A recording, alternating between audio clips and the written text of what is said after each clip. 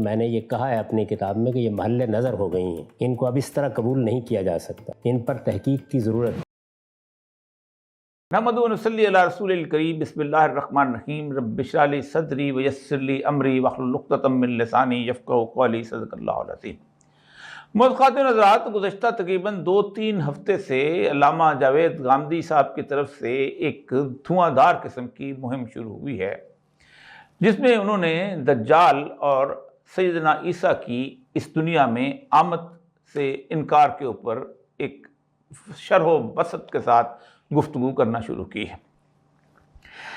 عموماً ایسی گفتگو جو ہے وہ اتنی اچانک اور اتنے بڑے پیمانے پر بہت کم کی جاتی ہے، اور یہ بحث کافی عرصے سے چلتی چلی آ رہی ہے، لیکن اس کی بحث جو ہے اس کی اس وقت کی ضرورت پڑی، اور اس سے پہلے اس کی کیا ضرورت پڑی تھی اور کب پڑی تھی۔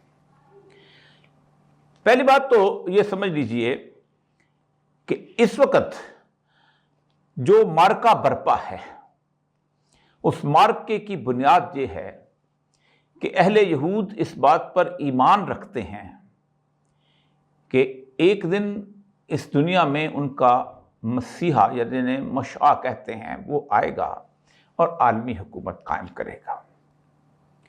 اس لیے وہ اپنا گھر بار چھوڑ کے یہاں پہنچے ہوئے ہیں۔ میں ذرا پہلے یہودیوں کی تاریخ بیان کر دوں کہ وہ کیا ہیں، ان کے نظریات بیان کر دوں، اور ان نظریات کا مقابلہ کرنے کے لیے مسلمانوں کو جس تائید ایزدی کی ضرورت تھی، اور جس طرح ان کو سیدنا عیسیٰ کی آمد کے یقین کی ضرورت تھی، اور جس طرح ان کو دجال کے فتنے کے علم کی ضرورت تھی، اس علم سے محروم کرنے کی سازش جو ہے جو گزشتہ تقریباً کوئی 125-30 سال سے کی جا رہی ہے۔ یہودی، ان کے ہاں 13 اصول دین ہیں، جیسے ہمارے ہاں 5 اصول دین ہیں، ان کے ہاں 13 اصول دین ہیں۔ ان میں سے ایک سب سے اہم اصول دین یہ ہے کہ وہ ایک ایسے مسیحا کا انتظار کر رہے ہیں کہ جو آخر الزمان میں آئے گا۔ ان کو پرنسپل آف فیتھ کہتے ہیں۔ اس میں وہ ان کے یہودیوں کی 3 نمازیں ہوتی ہیں، اور ان کو وہ کہتے ہیں شیمون اسرر prayers.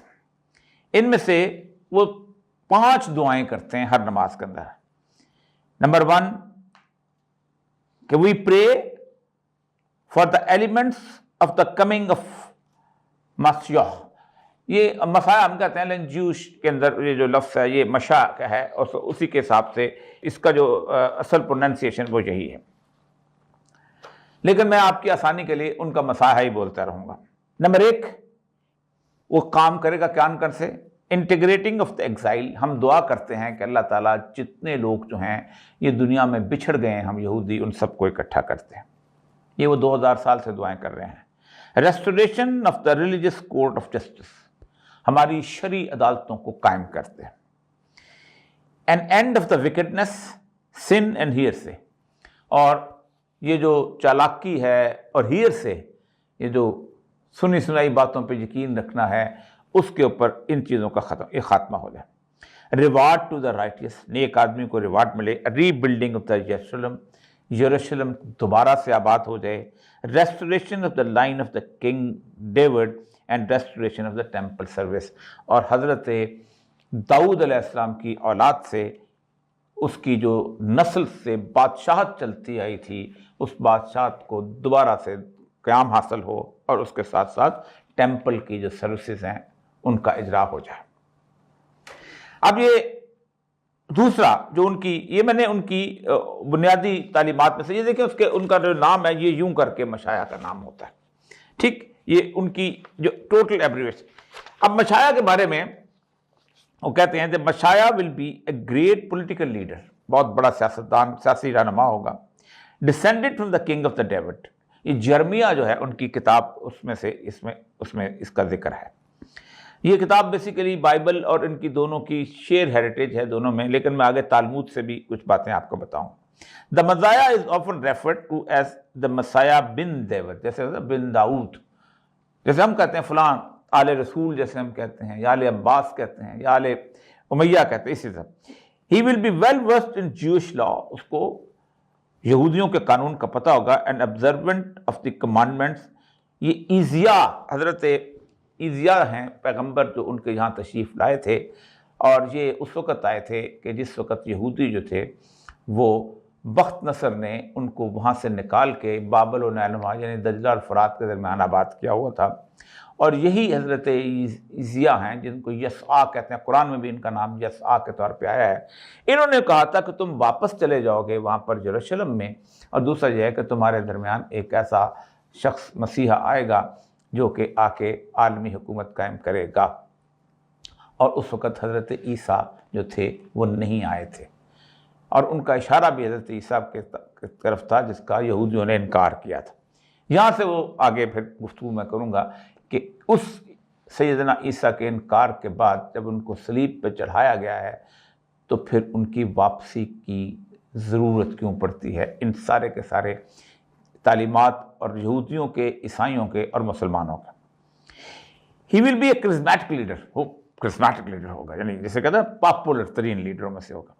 Inspiring others to follow his example, دوسروں کو اپنی جو پیچھے چلنے کے لیے انسپائر کرے گا، لوگ اس کے پیچھے چلنا پسند کریں گے۔ ہی ول بی اے گریٹ جج، بہترین جج ہوگا، اور he will be a great military leader, command کرنے والا جرنیل ہوگا۔ who will win battles for Israel، جو اسرائیل کے لیے جنگیں جیت کے دے گا۔ who makes righteous، he will be a great judge who will make righteous decisions, but above all he will be a human being, not a god, demigod, other supernatural being۔ وہ ایک انسان ہوگا، وہ جیسے یہودی عیسائی تصور لگتے ہیں کہ آدم حضرت اللہ کا بیٹا اور اس طرح کا، اس کے اندر ڈیمی گاڈ، سیمی گاڈ، اس قسم کی خالصتاً انسان ہوگا۔ اس کے بعد اس کا رول کیا ہے، when will the Messiah come، اب کہتے ہیں آئے گا کب، جیسے ہم بھی غامدی صاحب نے اس حدیث میں بھی وقت اور اس کے حساب سے بات کی ہے۔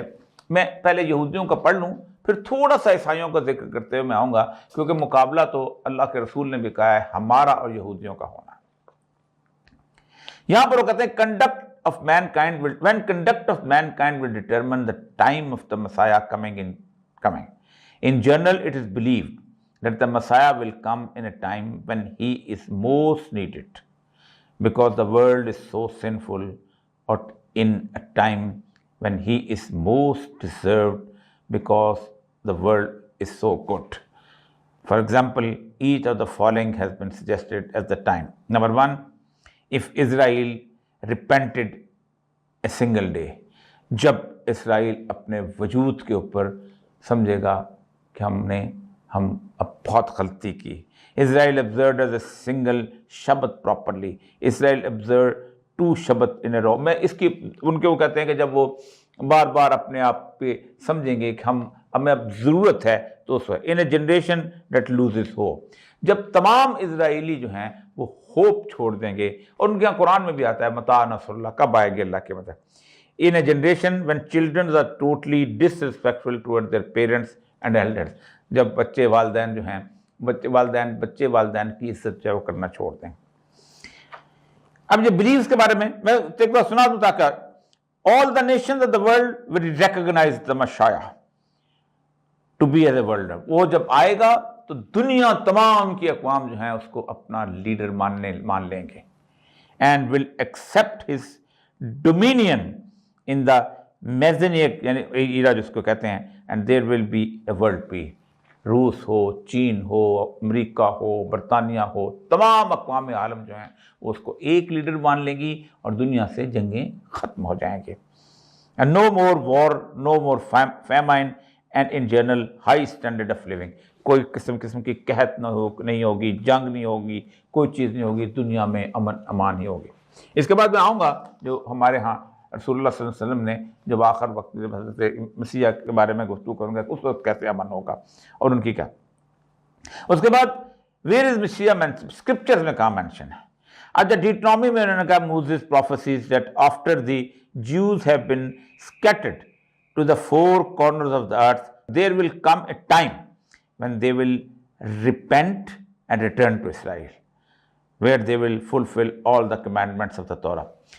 یہ آ گیا اس کا ان کا یہودیوں کا کہ یہودی جو ہیں وہ کیا چاہتے ہیں، اور ان کی اس طورہ اس کے اوپر بلیو۔ اب اس کی بنیاد کے اوپر جو پوری کہانی قرآن کے اندر ان کو ساروں کو ملا کے جو میں آپ کو بتا سکتا ہوں وہ یہ ہے کہ بخت نصر نے جب ان پہ حملہ کیا تو ان کو اس نے وہاں سے نکالا، اور جتنے بھی یہ لوگ تھے جو کما سکتے تھے، جو محنت کر سکتے تھے، اور جو ہنرمند تھے، لوہار تھے، ترکان تھے، کسان تھے، ان کو لے گیا اور باقیوں کو قتل کر دیا۔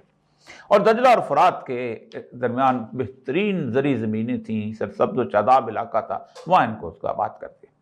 تو اللہ تعالیٰ فرماتے ہیں کہ وہاں ان کے پاس انبیاء آتے تھے، لیکن کرتے یہ تھے کہ یقتلون انبیاء بغیر حق، ان کو یہ بغیر حق، بغیر کسی وجہ کے ان کو شہید کر دیتے تھے۔ اسی دوران ایک پیغمبر تھے یسعا جن کا نام ہے، وہ تشریف لائے، اور انہوں نے یسعا پیغمبر نے ان کو بتایا کہ دیکھو کچھ عرصے کے بعد یہاں پر ایسا ہوگا کہ اللہ تعالیٰ تم کو واپس بھیج دے گا، اور تم وہاں پر جا کر آباد ہو جاؤ گے، اور تمہارے درمیان ایک ایسا مسایہ آئے گا کہ جو عالمی حکومت قائم کر لے گا۔ ان کو یقین نہیں آیا، انہوں نے ان کو آری سے ذبح کر دیا، لیکن کچھ ہی عرصے کے بعد ایران کے جو بخت نصر کے اوپر حملہ کیا سائرس اعظم نے، اور اس کو تباہ و برباد کر دیا، اور یہودیوں کا تم کہاں بیٹھے ہو، نکلو۔ ان کو جا کے یروشلم میں آ کے آباد کر لیا۔ اب یہ کیونکہ اس وقت حضرت عیسیٰ تشریف نہیں لے آئے تھے، لیکن قرآن کہتا ہے کہ ان پر علماء اور پیروں کا ان کا قبضہ ہو گیا ہوا تھا، اور انہوں نے کہا کہ یہ تو ہمارا قبضہ، یہ کون آ گیا یہاں پر؟ تو اللہ نے حضرت عیسیٰ کو وہ معجزے دے کے بھیجے کہ تاکہ کوئی عیسائی یہودی انکار نہ کر سکے۔ حضرت عیسیٰ بن باپ کے، سیدنا مریم کے اس میں گھر میں پیدا ہوئے، اور جب انہوں نے ان پہ اعتراض لگایا تو آپ نے حضرت عیسیٰ کو پالنے میں بولنے کی اجازت دی، اور انہوں نے اپنی گواہی خود دی۔ وہ مردوں کو کھڑے ہو کے کہتے تھے کم بإذن اللہ، وہ زندہ ہو جاتا تھا۔ وہ لوگوں کے جسم کے اوپر ہاتھ پھیرتے تھے، جو کوڑی ہوتے تھے تو ان کا کوڑ ٹھیک ہو جاتا تھا۔ وہ مادر ذات اندھے کی آنکھوں پہ ہاتھ پھیرتے تھے تو وہ دیکھنے لگتا تھا۔ اور یوں انہوں نے کہا کہ یہ تو اس کی پیشگوئی صحیح ثابت ہو گئی، ایک تو ہم یہاں آ گئے، اوپر سے یہ بندہ بھی آ گیا۔ تو یہودیوں نے ایک سازش کر کے ان کو وہاں سے کوشش کی کہ ان کو صلیب پہ چڑھا دیا جائے۔ رومن گورنر کے پاس شکایت لے کے گئے، رومن گورنر وہاں پر موجود تھا، اس نے ایک آفر کی کہ میرے پاس سب سے بڑا تمہارا ظالم جو قاتل ہے، جس نے تم لوگوں کے ہزاروں لوگ قتل کیے ہیں، ریپسٹ ہے، چور ہے، ڈاکو ہے، میں پھر اس کو چھوڑ دوں گا۔ تو یہودی اس بات پہ ایگری کر گئے کہ ٹھیک ہے، اس کو چھوڑ دو، لیکن ان کو پھانسی دے دو۔ ان کا بنیادی مقصد یہ تھا کہ یہ اس طرح ایسا ہوگا کہ اللہ تعالیٰ اپنے رسول کو کبھی اس طرح کی صلیب کی ذلت آمیز موت نہیں دیتا، تو وہ موت ہوگی، ایک تو یہ وہ پیشگوئی بھی غلط ثابت ہوگی، اور ہم پھر مسیح کا انتظار کرتے رہیں گے۔ یوں انہوں نے سیدنا عیسیٰ علیہ السلام کو جو ہے وہ صلیب پہ چڑھا دیا اپنے طرف، جس پہ قرآن کہتا ہے کہ نہیں ایسا نہ، ما قتل ہو ما صلب۔ یہ قرآن کی گواہی 600 سال کے بعد آئی ہے، لیکن یہودی آج تک اس بات پہ یقین کرتے ہیں کہ ہمارا وہ والا مسیح جس کی پیشگوئی دی گئی تھی وہ آئے گا۔ اب ان کی کتاب جو تالمود ہے، کیونکہ تورات کے اندر تو ان کی ایسی باتیں ہیں کہ جو باتیں تو ہیں ان کی، لیکن تورات کے بارے میں یہ سمجھتے ہیں کہ کہیں گم ہو گئی ہے، گریٹر لاسٹ آرک جو تھی، جس کو کہتے ہیں تابوت سکینہ، اس کے اندر کہیں اس کی وہ تختیاں پڑی ہوئی ہیں، وہ جب آئیں گی تو انہوں نے اپنے طور پہ تالمود جو ہے اس کتاب، تالمود کے اندر، Talmud particularly in tractate Sanhedrin provides many stories and details about the Messiah. He will be human leader. Messiah is not divine but a charismatic and righteous human being. جو میں نے پہلے پڑھا مسیح بن داؤد، مسیح بن ڈیوڈ کا نام تھا، مین یہ تالمود کی یہ کتب کا وہ، جیسے ہمارے ہاں دیکھیں بالکل جیسے ہماری تفاسیر کی کتابیں ہوتی ہیں ویسے ہی ان کی یہ کتابیں ہوتی ہیں۔ مسیح از ان ہائڈنگ، ان کا یہ تصور ہے کہ ان کا مسیح جو ہے وہ کہیں چھپا ہوا ہے، اس کو جیسے ہمارے ہاں اہل تشیع کے اندر تصور ہے غیبت کبریٰ کا، تو ان کے ہاں بھی غیبت کبریٰ۔ مسیح is in hiding, a well known Talmud story is tractate Sanhedrin depicts the Messiah sitting among the poor at the gate of the Rome, ever ready to bring redemption. یعنی روم کے گیٹ پہ کسی ایک غریب گھرانے کے اندر چھپا ہوا ہے، اور کسی بھی دن آ جائے گا، اور وہ 2000 سال سے چھپا ہوا ہے۔ The story emphasizes the Messiah's arrival can be hostile by the actions of the Jewish people. Jewish people جو ہیں وہ اس کے ایکشنز کریں گے، جب واپس آئیں گے تو وہ اس کو لے کے آئیں گے۔ تالمود کے اندر جو ہے وہ پورا تصور ہے کہ ان کا مسیح جو ہے وہ جیسے وہ نکلے تھے کسی طور پر، اسی طرح وہ بھی چھپ کے بیٹھا ہوا ہے۔ 3 ان کی نمازیں ہوتی ہیں، 3 نمازوں کے اندر اس کے آنے کی دعا کرتے ہیں، اور اس کے ساتھ ساتھ ان کے آرٹیکلز آف فیتھ میں شامل ہے کہ حضرت جو ہے داؤد علیہ السلام کی نسل میں سے ایک آل یعقوب، بلکہ بعض جگہ انہوں نے کہا آل یعقوب، یعنی کسی اور کو یہ حق حاصل نہیں ہے کہ وہ مسایہ بن سکے یا وہ آ کے جو آخری دور میں ان کی حکومت کر سکے۔ اس نسل کی دوبارہ حکومت قائم ہوگی اور وہ نسل جو ہے اس میں سے مسایہ آئے گا۔ اس کی بنیاد کے اوپر 2000 سال تک یہودی اس ایمان کو لے کے اپنی دعائیں پڑھتے ہوئے پوری دنیا میں بکھر گئے۔ قرآن کہتا ہے جب 70 عیسوی میں ہوا یہ کہ 70 عیسوی میں جب حضرت عیسیٰ علیہ السلام کو انہوں نے صلیب پہ چڑھوا دیا اپنے طور پر، تو اس کے بعد ٹائٹس جرنیل نے حملہ کیا اور ان کو وہاں سے نکال دیا۔ قرآن کہتا ہے قطعناہم فی الارض امما، کو دنیا جہان میں ادھر ادھر کبھی ادھر تقسیم کر دیا، کبھی ادھر تقسیم کر دیا، کوئی کہیں چلا گیا، کوئی کہیں چلا گیا۔ انہوں نے پھر 2000 سال تک ماریں کھائی ہیں۔ یہ میں چھوٹی سی 70 عیسوی کے بعد آپ کو تھوڑی سی تفصیل آپ کو بتاؤں، کہیں جا کے ادھر آباد ہے۔ 1492 میں اسپین سے سب سے پہلے ایزابیلا اور فرڈیننڈ نے نکالا ان کو۔ وہ آئے اور انہوں نے کہا یا تو عیسائی ہو جاؤ اور ورنہ تم قتل ہونے کے لیے تیار ہو جاؤ یا بھاگ جاؤ۔ تقریباً 1 لاکھ یہودی بھاگ گئے، 75,000 عیسائی ہو گئے، اور ان سے کہا گیا تھا کہ صبح سویرے اگر تم ناشتہ ہمارے سامنے سور کے گوشت کا کرو گے، اور دوسرا یہ ہے کہ تم ہفتے کے دن اپنا کاروبار کرو گے۔ 1492 میں کلون سے نکالے گئے، 1439 میں ایگزر سے نکالے گئے، 1442 میں باویریا سے نکالے گئے، 1454 میں موراویا سے نکالے گئے، اور اس کے بعد پیروگیا سے 1485 میں، 1486 میں ویلنزیا سے، 1488 میں پراما سے، 1498 میں ملان اور لوکا سے، 1494 میں ٹسکنی سے نکالے گئے۔ تفصیل کے ساتھ میں اس نقشے کو اگر دیکھیں، ایک جگہ رہتے تھے، وہاں پہ حملہ ہوتا تھا، وہاں سے نکال دیا جاتا تھا۔ شہروں میں ان کو رہنے کی اجازت نہیں تھی، ان کے علاقے تھے جن کو گھیٹوں کہا جاتا تھا، نہ کوئی سیویج کمیونٹی جسے کہتے ہیں، نہ سیوریج تھا، نہ پانی تھا، نہ کوئی اور چیز تھا۔ 1 گھنٹے کے لیے 2 گھنٹے کے لیے بازار میں آتے تھے، گلے میں تختی لٹکی ہوتی تھی کہ ہم اس تختی، یہ شخص یہودی ہے، اس کو اس طرح پہچانا جائے۔ ایک خاص لباس پہنتے تھے۔ مدتوں ان کو کسی بھی طور پر انسانوں والے نام نہیں رکھنے دیے جاتے تھے۔ کوئی ڈاگ رکھتا تھا، کوئی کوک رکھتا تھا، کوئی بلیک سمتھ رکھتا تھا، کوئی گولڈ سمتھ رکھتا تھا، انسانوں کے نام رکھنے کی اجازت نہیں تھی۔ اس کے آخری پرسیکیوشن ہٹلر کی بعد میں ہوئی، اس سے پہلے بھی مدتوں روس میں باقی جگہوں پہ پرسیکیوشن ہوئی۔ 1400 سال کی یہ پوری کی پوری، تقریباً 2000 سال لگا لیں کیونکہ بیچ میں بھی اگر آئے تو، لیکن یہ ہوا یہ کہ اس کے بعد ان کے اندر ایک موومنٹ پیدا ہوئی کہ ہم نے واپس جانا ہے، اور یہ قرآن کا فیصلہ بھی تھا کہ وَجِئْنَا بِكُمْ لَفِيفًا۔ اور میں نے حضرت داؤد کا ان کا واقعہ بھی آپ کو سنایا ہے کہ انہوں نے کہا کہ اللہ تعالیٰ، جو حضرت موسیٰ نے کہا کہ اللہ تعالیٰ تمہیں دوبارہ واپس لے آئے گا۔ اب وہاں سے انہوں نے یہ کیا کہ انہوں نے ہزال اور بہت سارے لوگ جو ایلڈرز آف دا زائنسٹ، جن کو ہم صہیونیت کہتے ہیں۔ صہیون ہے بیسیکلی اس شہر کا نام، وہ پہاڑی کا نام ہے کہ جو پہاڑی یروشلم کے بیچ میں ہے، کہ جس کے اوپر اس وقت وہ اپنا قبۃ الصغریٰ جو ہے وہ بنا ہوا ہے۔ یہ وہ جگہ ہے جہاں سے حضرت عیسیٰ علیہ السلام جو تھے وہ درس دیا کرتے تھے، اور نبی اکرم صلی اللہ علیہ وسلم جو ہیں وہ وہاں سے معراج پہ گئے ہیں۔ یہ وہاں جس وقت یہ موجود تھے تو وہاں انہوں نے اس صہیون کے نام پہ انہوں نے ایک تنظیم بنائی، زائن، اس کو زائن کہتے ہیں اس پہاڑی کو۔ اسٹریا کا ہزال تھا اس کے اندر، اور بے شمار لوگ تھے۔ 1896 میں انہوں نے پروٹوکولز آف دا زائنزم لکھے، اور انہوں نے یہ طے کیا کہ ہم نے واپس یروشلم جانا ہے، اور ہم نے وہاں پر جا کے ایک عالمی حکومت قائم کرنی ہے، اور اس عالمی حکومت کو قائم کرنے کے لیے ان کی لڑائی بنیادی طور پہ کس پہ ہونی تھی؟ مسلمانوں کے ساتھ ہونی تھی۔ اسی لیے اگر مسلمانوں کے اندر اسلام کی صورتحال قائم رہی، اور اس مسلمانوں کے اندر یہ تصور رہا کہ ہمکاری یہودیوں کے ساتھ لڑائی ہوگی، اور جو کہ حدیث دجال کے حساب سے ملتی ہیں، کوئی یہودیوں میں سے ہوگا اور یہودی اس کے ساتھ ہوں گے، تو پھر تو مسلمان جو ہیں وہ کسی نہ کسی طور پر ہمارا مقابلہ کرنے کے لیے متحد ہو جائیں گے۔ اس لیے سب سے پہلا حملہ یہ کیا گیا کہ جب 1698 میں یہ کیا گیا، تو برطانیہ میں انہوں نے 1916 کے اندر ایک بالفور ایگریمنٹ کیا برطانیہ کے ساتھ۔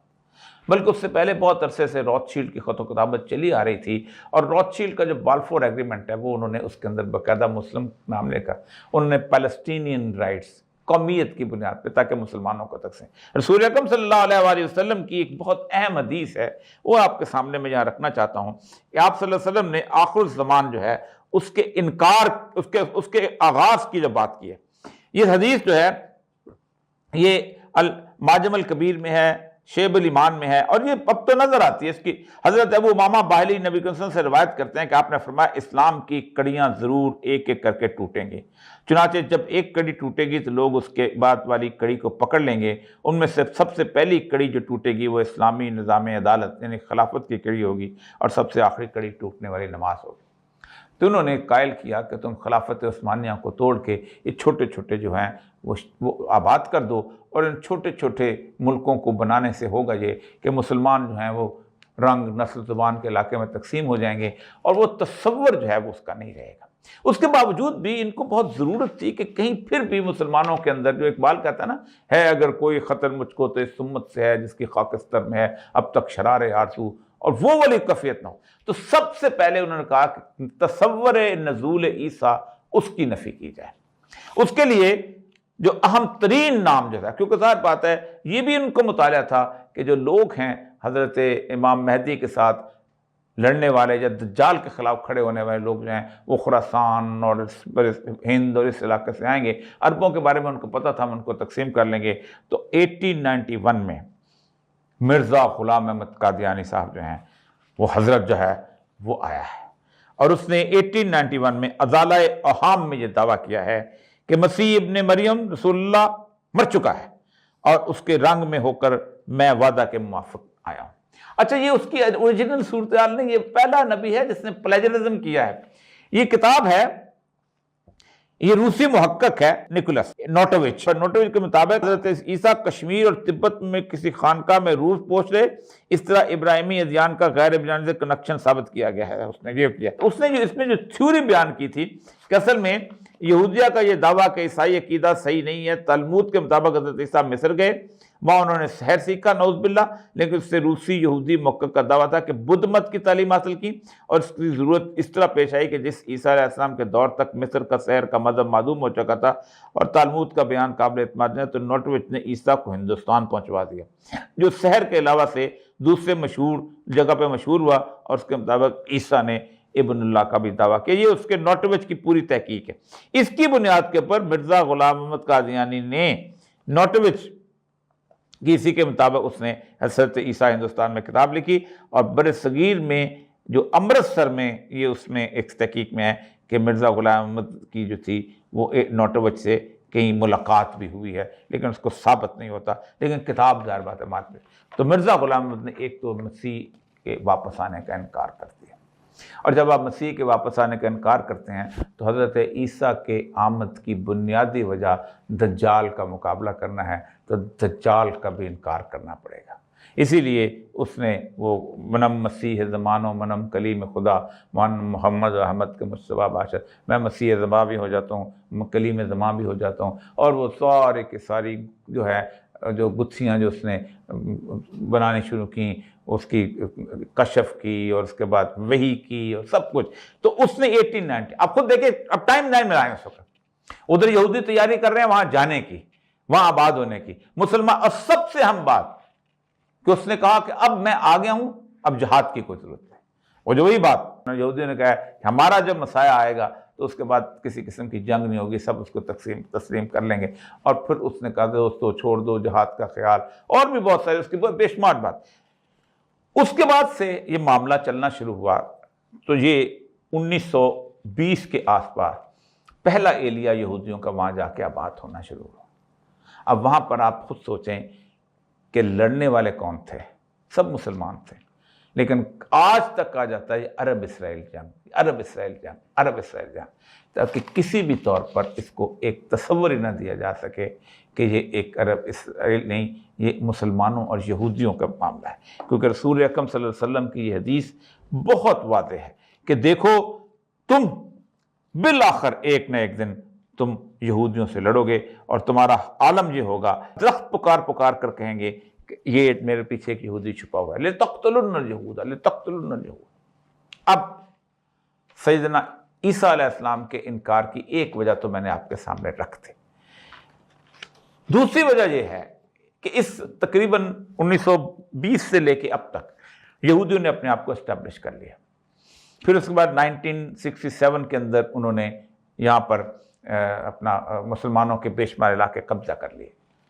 اور اب صورتحال اس وقت یہ آگے ہوئی ہے کہ اب دوبارہ وہ اس مشن کے اوپر نکل کھڑے ہوئے ہیں، کیونکہ وہ سمجھتے یہ ہیں فرات اور مصر کا جو نیل کا دریا ہے، یعنی ان کے جھنڈے کے اوپر دو لائنیں ہیں، ایک لائن نیلی جو ہے وہ فرات کو ریپرزینٹ کرتی ہے اور دوسری جو ہے وہ اس کو نیل کو کرتی ہے. یہاں پر ہم نے اپنا وہ عالمی حکومت قائم کر لیا اور اب ہمارا مسایہ آنے والا ہے.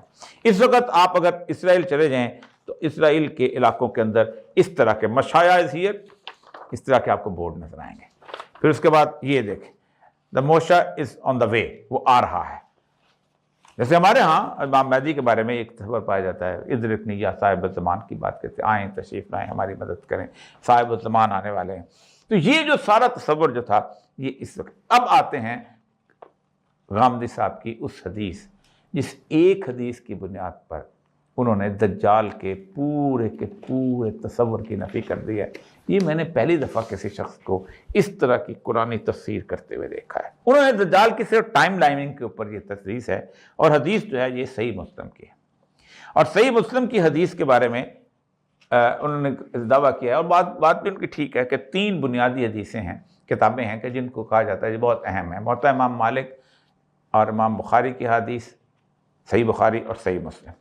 اور اس پہ انہوں نے اس حدیث سے پہلے میں کم از کم ایک بات اہم جہاں بیان کرنا چاہتا ہوں کہ دجال کی آمد کے انکار کے بارے میں فتح الباری میں، فتح الباری ہے امام نووی نے جو اس کی بخاری کی شرح لکھی، اس میں حضرت عبداللہ بن عباس نے حضرت عمر کا ایک خطبہ بیان کیا ہے، اور رسول اکرم صلی اللہ علیہ وسلم کے حوالے سے پیش گوئی جو ہے، کیونکہ اکثر ہوتا یہی ہے کہ جو بھی کوئی صحابی پیش گوئی کر رہا ہوتا ہے تو اس پیش گوئی کے بنیادی علم جو ہے وہ رسول اللہ صلی اللہ علیہ وسلم کی طرف سے ہوتا ہے، منسوب ہوتا ہے. اسی لیے کسی بھی صحابی کی پیش گوئی کو ہمیشہ رسول کا قول ہی سمجھا جاتا ہے. تو امام نووی نے جب اس فتن کے باب میں لکھا ہے تو انہوں نے دجال کی آمد کے انکار کے اوپر لکھا ہے. عبداللہ ابن عباس نے فرمایا، حضرت عمر خطاب نے خطبہ دیا اور بیان فرمایا، اس امت میں کچھ ایسے لوگ ہوں گے اور جو رجم کا انکار کریں گے. رجم کہتے ہیں سنگساری کی سزا.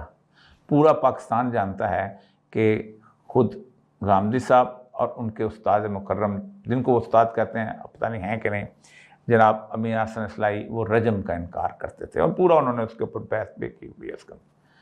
تو یہ پیش گوئی جو غامدی صاحب کے بارے میں رسول اکرم صلی اللہ علیہ وسلم خود کر گئے. رجم کا انکار کریں گے، عذاب قبر کا انکار کریں گے، یہ شاید نہیں ہے، دجال کی آمد کا انکار کریں گے اور شفاعت کا انکار کریں گے، اور ان لوگوں کا یعنی گناہگار مسلمانوں کے جہنم سے نکالنے کا انکار کریں گے. یعنی ایک تصور جو پایا جاتا ہے کہ یہ جو جہنم ہے یہ ایک دن سرد ہو جائے گی اور جو مسلمان ہوں گے وہ نکل آئیں گے، کیونکہ اللہ کی رحمت سے یہ توقع نہیں کی جا سکتی کہ گناہ کی مہلت تو وقتی ہو اور جو ہے اس کے بعد اپنے جہنم سے نکالنے کا. اب یہ میں حدیث آپ کے سامنے ان کے رکھتا ہوں، پھر اس کے بعد میں آؤں گا. یہ حدیث بیسیکلی انہوں نے قسطنطنیہ کے حساب سے کی ہے، اور قسطنطنیہ کی حدیث چونکہ انہوں نے پوری پڑھی تھی تو میں بھی یہاں آپ کو یہ حدیث آپ کو پوری جو ہے وہ پڑھ کے سنا. حضرت ابو ہریرہ رضی اللہ سے روایت ہے کہ رسول اللہ نے فرمایا قیامت قائم نہیں ہوگی یہاں تک کہ رومی، یہ عموماً رومی انہوں نے بھی ایسے کہا ہے، رومیوں کا ذکر جو ہے بیسیکل عیسائیوں کے حوالے سے جو ہے، یہ اماک یا دابق میں اتریں گے. اماک اور دابق کا جو علاقہ ہے، اگر میں اس علاقے کو خاص طور پہ دیکھ کے آیا تھا، یہ حلب کے سامنے ایک بہت بڑا میدان ہے کہ جس میدان کے اندر جو ہے وہ پورے کا پورا ایسے لگتا ہے کہ بڑی عالمی جنگ کے لیے خالی چھوڑا ہوا ہے. یہ ترکی سے نیچے اتر کے آتا. ان کے ساتھ مقابلے کے لیے شہر سے، یعنی انہوں نے آگے بریکٹر میں کہا دمشق یا مدینہ کہیں، اس وقت روئے زمین کے بہترین لوگوں کا ایک لشکر روانہ ہوگا. ہمارے فقہاء، ہمارے محدثین کہتے ہیں کہ امام مہدی کا لشکر. جب وہ دشمن کے سامنے سرفراہ ہوں گے تو رومی کہیں گے تم ہمارے اور ان لوگوں کے درمیان سے ہٹ جاؤ جنہوں نے ہمارے لوگوں کو قیدی بنایا ہوا ہے، ہم ان سے لڑیں گے. تو یعنی ہوگا یہ کہ لڑیں گے تو وہ جو ہیں وہ کہیں گے کہ انہوں نے قیدی بنایا، ہم قیدی واپس لینے آئیں گے. تو مسلمان کہیں گے اللہ کی قسم انہیں ہم تمہارے اور اپنے بھائیوں کے درمیان نہیں ہٹیں گے، چنانچہ وہ ان سے جنگ کریں گے اور ان میں سے 1/3 شکست تسلیم کر لیں گے، یعنی مسلمانوں کے لشکر میں سے 1/3 اللہ ان کی توبہ کبھی قبول نہیں کرے گا، اور 1/3 قتل کر دیے جائیں گے اور وہ اللہ کے نزدیک افضل ترین شہداء ہوں گے، اور 1/3 فتح حاصل کریں گے، وہ کبھی فتنے میں مبتلا نہیں ہوں گے، اور پھر قسطنطنیہ کو فتح کریں گے۔ جب وہ غنیمتیں تقسیم کر رہے ہوں گے اور اپنے ہتھیار انہوں نے زیتون کے درختوں سے لٹکائے ہوئے ہوں گے، تو شیطان ان کے درمیان چیخ کر اعلان کرے گا، مسیح یعنی دجال تمہارے پیچھے تمہارے گھروں تک آج پہنچ چکا ہے، وہ نکلیں گے مگر یہ جھوٹ ہوگا۔ جب وہ شام پہنچیں گے تو نمودار ہو جائے گا۔ اس دوران جب وہ جنگ کے لیے تیاری کر رہے ہوں گے، صفیں سیدھی کر رہے ہوں گے، نماز کے لیے اقامت کہی جائے گی، اس وقت حضرت عیسیٰ علیہ السلام اتریں گے، ان کا رخ کریں گے، پھر جب اللہ کا دشمن یعنی دجال ان کو دیکھے گا تو اس طرح پگھلے گا جس طرح نمک پانی میں پگھلتا ہے، اور حضرت عیسیٰ علیہ السلام اسے چھوڑ بھی دیں گے تو وہ پگھل کر ہلاک ہو جائے گا۔ اللہ تعالیٰ اسے ان کے ہاتھوں سے قتل کرائے گا اور لوگ ان کے ہتھیار پر اس کا خون دیکھیں گے۔ یہ خامدی صاحب نے یہ حدیث بیان کی۔ اس حدیث کے بعد وہ کہتے ہیں کمال زبردست قسم کی ذہانت استعمال کرتے ہیں کہ قسطنطنیہ تو فتح ہو چکا بہت پہلے، اور قسطنطنیہ جو ہے وہ فتح ہونے کے وقت جو سلطان محمد فاتح نے فتح کیا تھا، پرانے لشکروں کی بات کرتے ہیں، تو اس کے بعد نہ دجال نکلا نہ کوئی اور اس قسم کی ایسی کاروائی ہوئی، تو اس کا مطلب یہ ہے تو یا تو نبی صلی اللہ علیہ وسلم جو ہیں وہ کہتے ہیں کہ دوبارہ فتح ہوگا تو تب تو بات ہوتی، تو جب ایسی بات نہیں تھی تو واضح احکام۔ یہ میں نے زندگی میں قرآن اور حدیث کی اس طرح کی انٹرپریٹیشن کرتے ہوئے کسی شخص کو نہیں دیکھا۔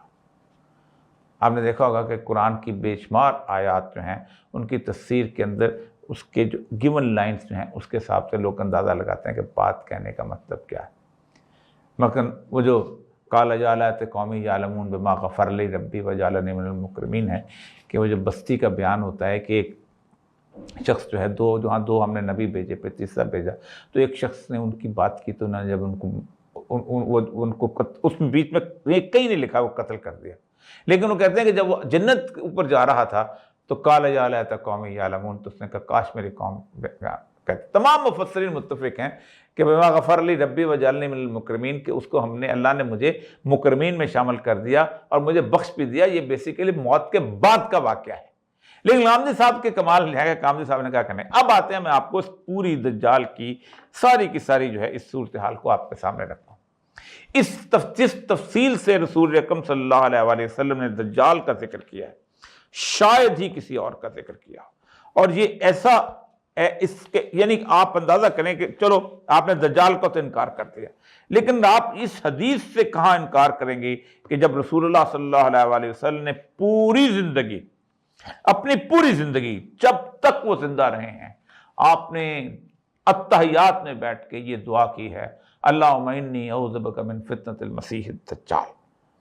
یعنی آپ اندازہ کریں کہ آپ صلی اللہ علیہ وآلہ وسلم نے کبھی کوئی دن ایسا، بلکہ بعض تو صحابہ جو ہیں وہ ان کا ایک تابعی ہیں، ان کو کہا کرتے تھے کہ اگر تم نے یہ اپنی دعا نماز میں نہیں پڑھی تو نماز لوٹا دو، لیکن یہ خیر بہت بڑی بات ہے، مستقل دعا، اللہم انی اعوذ بک من عذاب القبر و عذاب النار، قبر کے عذاب سے اللہ تعالیٰ مجھے پناہ دے، آگ کے عذاب سے، اللہم انی اعوذ بک من فتنۃ المسیح الدجال، اور اللہم انی اعوذ بک من فتنۃ المحیا والممات۔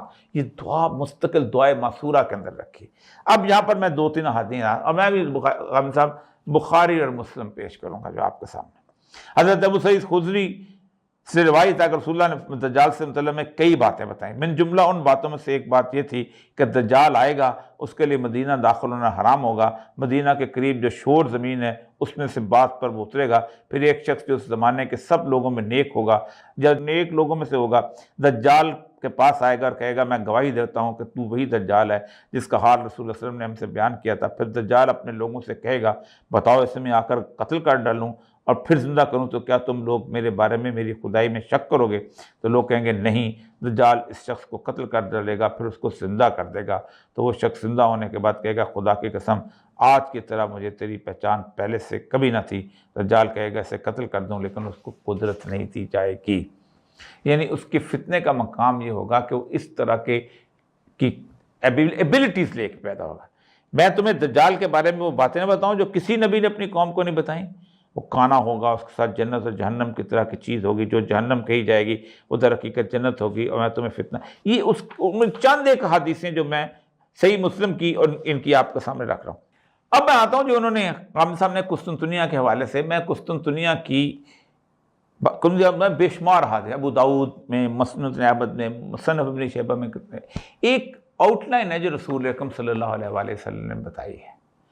یہ آؤٹ لائن بتاتی ہے کہ، اور حضرت معاذ بن جبل کی یہ حدیث ہے، اور خود غامدی صاحب نے کہا ہے کہ ضروری نہیں ہے کہ صرف بخاری اور مسلم کی حدیث ہے، باقی حدیثیں بھی اگر صحت کے حساب سے، سند کے حساب سے ٹھیک ہے تو ٹھیک. حضرت معاذ بن جبل سے روایت ہے کہ رسول اللہ صلی اللہ علیہ وسلم فرمایا بیت المقدس کا، اس کے مشہور، میں کئی دفعہ میں نے اس کی بات کی ہے، عمران البیت المقدس خراب الجسرب، خراب الجسرب خروج الملحمہ، خروج الملحمہ فتح القسطنطنیہ، فتح القسطنطنیہ خروج الدجال. یہ ہے بنیادی طور پر وہ ترتیب جو رسول اکرم صلی اللہ علیہ وسلم نے بتائی ہے، اور اب ہم اس ترتیب پہ آ چکے ہوئے ہیں. یہ ترتیب کہتی ہے کہ رسول اللہ صلی اللہ علیہ وسلم کہ بیت المقدس کا آباد ہونا مدینہ کی ویرانی اور خرابی کا باعث ہوگا. یعنی بیت المقدس جو ہے وہ اس وقت اب آباد ہونا شروع ہوا ہے، اب وہاں پر جسے کہتے ہیں سینٹر سٹیج بن جائے گا دنیا کا، جہاں وہاں پر ایک ایسی حکومت قائم ہو جائے گی جو مکمل طور پر جابر اور ظالم حکومت. آپ خود سوچیں کہ اس وقت دنیا کے اندر سب سے اسلحہ بنانے والا ملک جو ہے وہ اسرائیل ہے. 88% ڈرون جو ہے وہ اسرائیل بناتا ہے. اسرائیل جو ہے وہ اس وقت یہودی پوری دنیا کی اکانومی پہ چھائے ہوئے ہیں، اور جس ملک کو چاہتے ہیں اس کو اپنی اکانومی کو ایسے زیر دست کر کے اس سے اپنی مرضی کا بیان لیں. امریکہ ان کے غلاموں کی طرح کی صورتحال، یورپ ان کے ساتھ. تو بیت المقدس سینٹر سٹیج بن چکا ہے، تو مدینہ ویران ہو جائے گا. بلکہ آپ صلی اللہ علیہ وسلم نے فرمایا کہ مسجد نبوی کی صورتحال یہ ہوگی کہ بالکل تم مدینہ کو اچھے حالت میں چھوڑ کے جاؤ گے، اور پھر اس کے بعد کچھ کوئی جسے کہتے ہیں کہ بالکل ایسا ویران ہو جائے گا کہ جیسے کہ وہاں تمہیں جنگلی جانور گھومتے پھرتے ہوئے نظر آئیں. اس کے بعد جب مدینہ ویران ہوگا تو آپ نے فرمایا جب یہ ویرانی آئے گی تو خروج الملحمہ، وہ بڑی جنگ کا آغاز ہوگا. یہ وہ بڑی جنگ ہے جو بنیادی طور پر دجال کے آمد تک رہنی ہے. اس کا انکار ہو رہا ہے، اور کیوں ہو رہا ہے کہ یہودی یہ چاہتے ہیں یہ پوری امت کسی طور پر متحد نہ ہو جائے، اس لیے اس طرح کے فتنے چھوڑے جاتے ہیں. یہ بڑی جنگ کے آغاز کے پر 2-3 حدیثیں میں آپ کو سامنے بتاتا چلتا ہوں کہ آپ صلی اللہ علیہ وسلم نے فرمایا کہ جب یہ مدینہ کی ویرانی چوک تو ایک شخص بھاگ کے مکہ آ جائے گا. اب اس میں امام مہدی کی بحث میں نہیں پڑھنا چاہتا، کیونکہ بے شمار اس کے اندر ایسی روایات ہیں کہ جس کے اندر لوگ جو ہیں وہ بہت یہ نہیں، یہ ٹھیک ہے، یہ نہیں ٹھیک، اس بحث پہ نہیں. شخص کی بات ہے، خلیفہ کا بھی نام ہے، شخص کا بھی نام ہے، آل بنی فاطمہ سے بھی ان کا ذکر ہے، کوئی آل عباس سے بھی ذکر کرتے ہیں، آل جعفر سے بھی کرتے ہیں، جو کچھ بھی ہے. لیکن اس شخص کے اوپر باقاعدہ امت کنسنسس کرے گی، کیونکہ وہ نون آدمی ہوگا اس وقت، اور مدینہ اس قابل نہیں رہے گا. اس وقت جو نون آدمی ہوگا تو اس نون آدمی کے آنے سے پہلے حالات یہ ہو چکے ہوں گے کہ رسول اکرم صلی اللہ علیہ وسلم نے فرمایا وَيْلٌ لِلْعَرَبِ مِنْ شَرٍّ قَدْ اقْتَرَبَ، عرب مکمل طور پر تباہ ہو چکے ہوں گے. یعنی یہودی جو ہیں اس پورے علاقے کے اندر عربوں کو تباہ کر دیں گے. حضرت عبداللہ بن عمر سے روایت ہے، رسول اللہ فرمایا ان قریب فتنہ برپا ہوگا جو سب عربوں کو ہلاک کر لے گا. اس کے مقتول جہنم میں جائیں گے، اور ان میں زبان سے تلوار جو ہے وہ زیادہ خطرناک ہوگی. اس سے پہلے عرب بربادوں سے پہلے ایران جو ہے اس کی تباہی ہوگی. پھر خلیج فارس، یہ جو اسٹیٹ آف ہرمز بند ہونا، حضرت کعب سے روایت ہے قریب ہے کہ مشرقی سمندر دور ہو جائے گا اور اس میں کوئی کشتی بھی نہیں چل سکے گی، چنانچہ ایک بستی والے دوسری بستی نہیں جا سکیں گے. اور یہ جنگ عظیم یعنی ملحمۃ الکبریٰ کے زمانے میں ہوگا، اور جنگ عظیم حضرت مہدی عند خروج المہدی کے وقت میں ہوگی. یہ وہ کیفیت ہوگی جس کے اوپر جس جنگ کا آماق کا ذکر کیا انہوں نے، اس پہ رسول اللہ کی اس حدیث کو آپ انکار کر گئے، چھوڑ گئے. یہ بددیانتی ہوتی ہے. آپ نے فرمایا کہ اہل روم جو ہیں 180 جھنڈے لے کے وہاں سے نکلیں گے. اہل روم، اس میں قسطنطنیہ کا ذکر نہیں ہے، اس میں ٹرکوں کا ذکر، ٹرکوں کی اور حدیثیں میں کسی وقت بتا دوں گا. وہ نکلیں گے، اور وہ ظاہر بات ہے آماق جب پہنچیں گے تو بیچ میں ترکی آئے گا. وہ اس کے اوپر وہاں سے اوور ہیڈ برج بنا کے وہاں نہیں جائیں گے، تو وہاں قسطنطنیہ جو ہے وہ فتح ہوگا. ٹھیک ہے، اور اس قسطنطنیہ کے فتح ہونے کے بعد جب وہ وہاں پہنچیں گے تو وہاں وہ لڑائی ہوگی آماق اور تاپک کی. اس آماق کی لڑائی کے بعد آگے پھر آپ نے قسطنطنیہ کی اس فتح کا ذکر نہیں کیا جس میں رسول اللہ صلی اللہ علیہ وسلم نے فرمایا کہ تم جب اس شہر کے قریب پہنچو گے تو ایک نعرہ لگاؤ گے تو آدھا شہر تمہارے پاس آ جائے گا، تکبیر کا نعرہ لگاؤ گے دوسرا آدھا۔ وہ چیز ہے کہ جس وقت وہ مسلمان اس دفعہ دوسری دفعہ قسطنطنیہ کو فتح کریں گے تو پھر اس وقت آپ صلی اللہ علیہ وسلم فرمایا کہ اب آوازہ بلند ہوگا کہ دجال نکلے گا، اور دجال جو ہے وہ اصفہان کے 70,000 یہودی اس کے ساتھ ہوں گے۔ یہ پورے کا پورا دجال کی آمد سے پہلے کا جو نقشہ کھینچا ہے، 50 کے قریب حدیث ہیں، جن میں سب سے اہم حدیث روئی بیضہ والی ہے۔ حضرت انس بن مالک سے روایت ہے، جو رسول اللہ کے گھر میں 10 سال رہے، فرمایا رسول اللہ صلی اللہ علیہ وسلم فرمایا دجال کے خروج سے پہلے چند سال دھوکے اور فریب کے سال ہوں گے، سچے کو جھوٹا بنایا جائے گا اور جھوٹے کو سچا بنایا جائے گا، خیانت کرنے والے کو امانت دار بنا دیا جائے گا اور امانت دار کو خیانت کرنے والا قرار دے دیا جائے گا، اور ان میں روئی بیضہ بولیں گے۔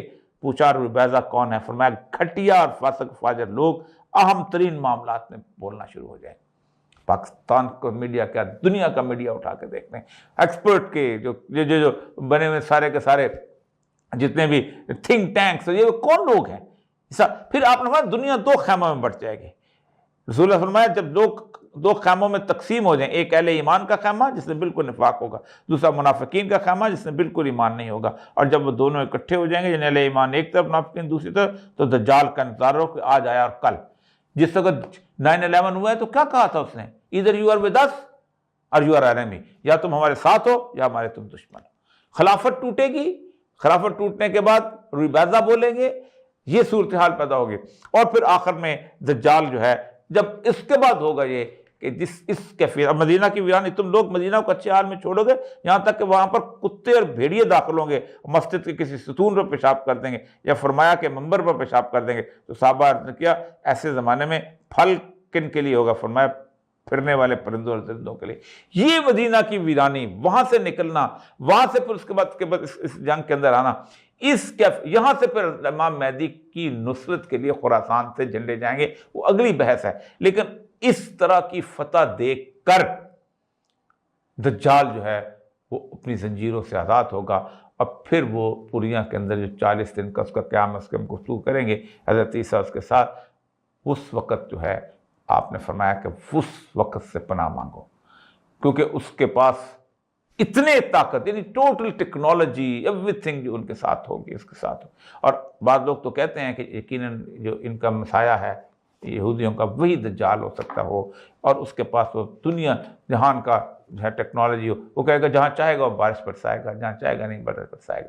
جس طرح سے کہا گیا ہے کہ اس کا جو سواری ہوگی وہ گدھے کے 2 کان کی طرح، جس کے درمیان 40 گز کا فاصلہ ہو، اور اس کی دم میں سے سوار، آپ دیکھ لیں جہاز کی علامت قسم کی ہے۔ تو یہ اتنی زیادہ حدیثیں، سب کو چھوڑ دیں، یہ جو حدیث ہے اللہم انی اعوذ بک من فتنۃ المسیح الدجال، اس حدیث کا انکار آپ کیسے کریں گے کہ رسول اللہ ہر نماز میں مانگتے تھے؟ پھر اور ایک تمسخر سا اڑایا گیا، انہوں نے یہ کہا کہ یہ امیر معاویہ کے زمانے میں انہوں نے لوگوں نے سوچنا شروع کر دیا تھا کہ یہ جو ہے یہی دجال آ گیا ہے۔ میں یہاں پر آپ اندازہ کریں کہ رسول اکرم صلی اللہ علیہ وسلم کی اس حدیث کو سنا کے بات ختم کرتا ہوں۔ رسول اللہ نے ایک دفعہ صبح دجال کا ذکر کیا، آپ نے اس ذکر کے دوران کبھی آواز دھیمی کی، کبھی اونچی، یہاں تک ہمیں ایسے لگا جیسے وہ کھجوروں کے جھنڈ میں موجود ہوتا ہے نا، کہ کہیں پیچھے چھپا ہوا تو نہیں، آواز آہستہ کر کے۔ ٹھیک جب شام کو ہم آپ کے پاس دوبارہ آئے تو آپ نے ہم میں سے اس شدید تاثر کو بھانپ لیا۔ آپ نے ہم سے پوچھا تم لوگوں کو کیا ہوا ہے؟ ہم نے عرض کیا اللہ کے رسول صبح کے وقت آپ نے دجال کا ذکر فرمایا تو آپ کی آواز میں ایسا اتار رہا تھا کہ ہم سمجھے کہ وہ کھجوروں کے جھنڈ میں موجود ہے۔ اس پر آپ نے فرمایا مجھے تم لوگوں کے خلاف دلائل دینے والا تم لوگوں کے خلاف دلائل دینے والا میں ہوں گا، اور اگر وہ نکلا اور میں موجود نہ ہوا تو ہر آدمی اپنی طرف سے حجت قائم کرنے والا خود ہوگا، اور اللہ ہر مسلمان پر میرا خلیفہ ہوگا، یعنی اللہ تمہاری حفاظت کرے گا۔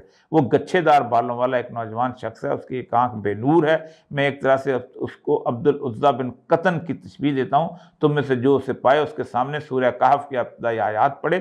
وہ عراق اور شام کے درمیان کے راستے سے نکل کر آئے گا، وہ دائیں طرف بھی تباہی مچانے والا ہوگا، بائیں طرف بھی۔ اے اللہ کے بندو تم ثابت کرنا۔ ہم نے عرض کی اللہ کے رسول زمین میں اس کی صورت رفتار کیا ہوگی؟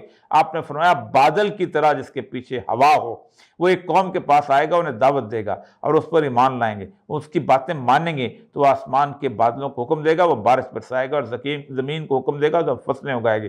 شام کے اوقات میں ان کے جانور واپس آئیں گے تو ان کے کوہان سے سب سے زیادہ اونچے اور تھن انتہائی زیادہ بھرے ہوں گے اور کوکھیں پھیلی ہوں گی۔ پھر ایک اور قوم کے پاس آئے گا، انہیں بھی دعوت دے گا، وہ اس کی بات ٹھکرا دیں گے تو انہیں چھوڑ کر چلا جائے گا تو وہ قحط کا شکار ہوں گے، ان کے مال مویشی میں سے کوئی چیز ان کے ہاتھ نہیں لگے گی۔ وہ بنجر زمین سے گزرے گا تو اس سے کہے گا اپنے خزانے نکالو، تو اس بنجر زمین کے خزانے اس طرح نکل کر اس کے پیچھے لگ جائیں جیسے شہد کی مکھیوں کی رانیاں۔ پھر وہ ایک بھرپور جوان کو بلائے گا اور اسے تلوار مار کر دو حصوں میں تقسیم کر دے گا، جسے نشانہ بنایا جائے گا، وہ ہدف یکدم ٹکڑے ہو گیا ہو۔ پھر اسے بلائے گا تو وہ زندہ ہو کر دیکھتے ہوئے چہرے سے ہنستا ہوا آئے گا۔ وہ اسی عالم میں ہوگا جب اللہ تعالیٰ مسیح ابن مریم کو مبعوث فرمائے گا۔ وہ دمشق کے مشرقی حصے میں ایک سفید مینار کے قریب 2 کیسری کپڑوں میں 2 فرشتوں کے کندھوں پر ہاتھ رکھے ہوئے اتریں گے۔ جب اپنا سر جھکائیں گے تو قطرے گریں گے، سر اٹھائیں گے تو اسے چمکتے موتیوں کی طرح پانی کی بوندیں گریں گی۔ کسی کافر کے لیے جو ان کی سانس کی خوشبو پائے گا، مرنے کے سوا کوئی چارہ نہیں ہوگا، اس کی سانس کی خوشبو وہاں تک پہنچے گی جہاں تک نظر جائے گی۔ کہ یہ ٹوٹل حضرت عیسیٰ کا آنا ایک معجزاتی کیفیت کی صورتحال ہوگی۔ دجال کی پوری ٹیکنالوجی کی، دجال کے پورے اختیار کی نفی ہوگی۔ اب آئندہ انشاءاللہ 1 یا 2 دن کے اندر میں حاضر ہوں گا۔ سیدنا عیسیٰ کی آنے کو قرآن پاک کی کون سی آیات بتاتی ہیں، اور دجال کا مقابلہ کرنے کے لیے ان کا یہاں آمد ضروری کیوں ہے یہودیوں کے لیے۔ اب آپ اندازہ ہو گیا ہوگا کہ جس دن سے یہودیوں نے یہ فیصلہ کیا ہے کہ ہم نے مسلمانوں سے لڑائی لڑنی ہے، 3 چیزوں کا انکار شروع ہوا ہے۔ دجال کا، کیونکہ ظاہر بات ہے اس سے مقابلہ کرنا ہے، جہاد کا، کیونکہ حضرت عیسیٰ جو ہے انہوں نے تلوار توڑنی ہے، اور سیدنا عیسیٰ علیہ السلام